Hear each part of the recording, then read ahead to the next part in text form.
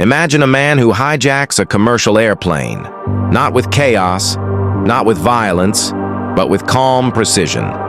He asks for money. He gets it. He asks for parachutes. They hand them over. Then, somewhere over the dark forests of the Pacific Northwest, he opens the rear stairs of a Boeing 727, steps into a storm, and jumps. No body, no identity, no arrest. More than 50 years later, the case remains unsolved. This is not a movie plot. This is not a myth. This is the true story of the man who may have committed the most perfectly planned crime in modern history. November 24th, 1971. Thanksgiving Eve. Air travel in the early 1970s was a different world. No metal detectors, no baggage scans, no ID verification. At Portland International Airport, a man in his mid-40s walks up to the ticket counter. He's wearing a black business suit, a white shirt, a thin black tie. He looks forgettable. He buys a one-way ticket to Seattle, pays cash. Name on the ticket, Dan Cooper. That's it. No one questions it, no one remembers him. This anonymity wasn't accidental. It was the first move of a carefully designed plan. What investigators would realize years later was that this moment at the ticket counter was not just the beginning of a crime. It was the beginning of a disappearance. Dan Cooper didn't choose a fake name to sound mysterious. He chose it to sound boring. In 1971, names weren't cross-checked. No databases, no instant alerts. A clean name meant a clean start. And the way he dressed mattered too. The suit wasn't expensive. The tie wasn't fashionable.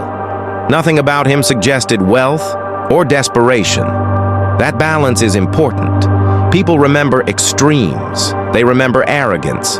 They remember fear. But they rarely remember calm normality. Cooper understood human memory better than most criminals ever have. Every detail, from the cash payment to the one-way ticket to the short flight duration, was chosen to minimize exposure. Short flight, short memories. By the time Flight 305 took off, Cooper had already done something remarkable. He had entered a crowded public space and left no impression at all. And in crimes like this, being forgettable is the most powerful camouflage. 30 minutes after takeoff, Cooper signals a flight attendant. He passes her a small, handwritten note. At first, she doesn't even read it.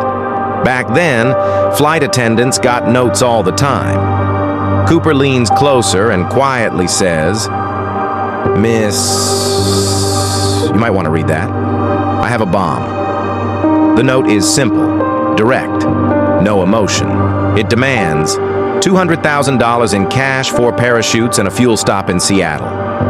To prove he's serious, Cooper opens his briefcase slightly. Inside appear red cylinders, wires, and switches. Was it a real bomb? We still don't know. But the psychology was perfect. He never raised his voice, never threatened anyone directly. He controlled the situation by remaining calm. Fear did the rest. As the plane circles the sky, Cooper begins giving instructions, very specific instructions. He wants the money in $20 bills, the parachutes from real skydiving sources, the aircraft refueled with engines running. These details mattered. Investigators later realized something critical. Cooper understood aviation. He knew how long refueling takes, how hijack protocols work, and how authorities negotiate. He wasn't improvising. He was executing a rehearsed plan. At one point, Cooper orders food and tips the flight attendants.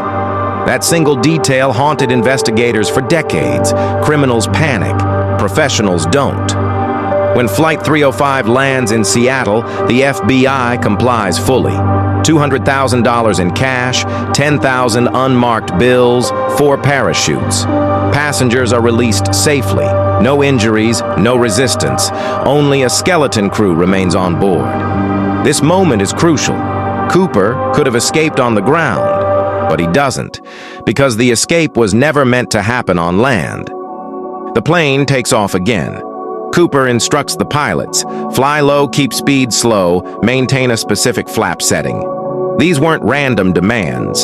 The Boeing 727 was one of the few commercial planes capable of flying safely with its rear staircase open.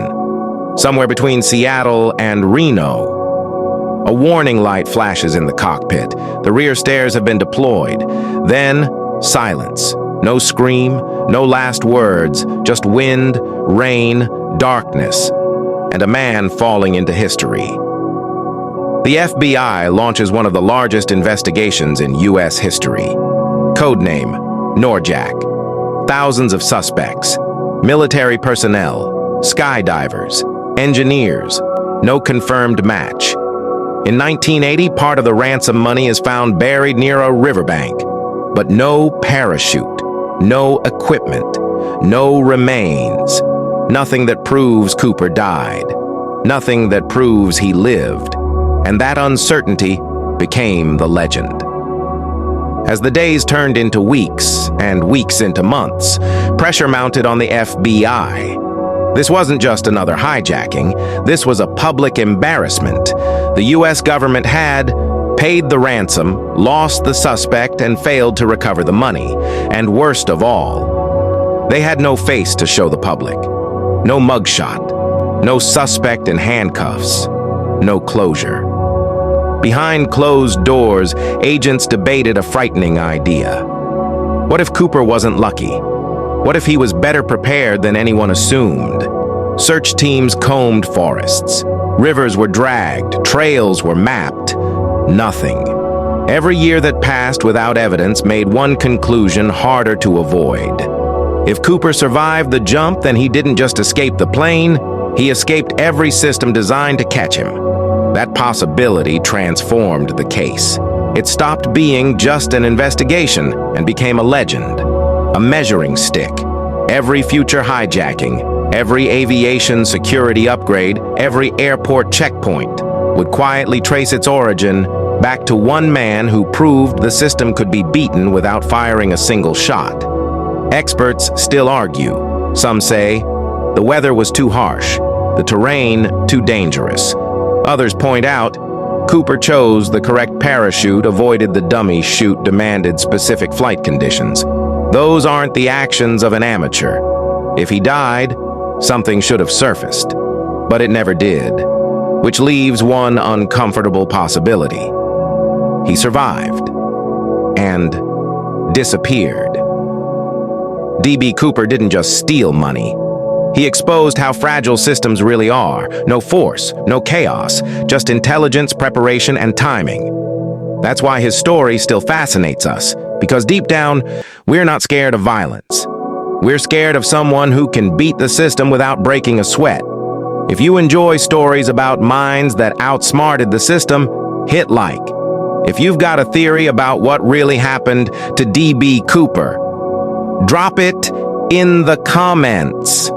And if you don't want to miss the next criminal mastermind who almost got away with it, subscribe to the channel, because some crimes aren't solved, they're remembered.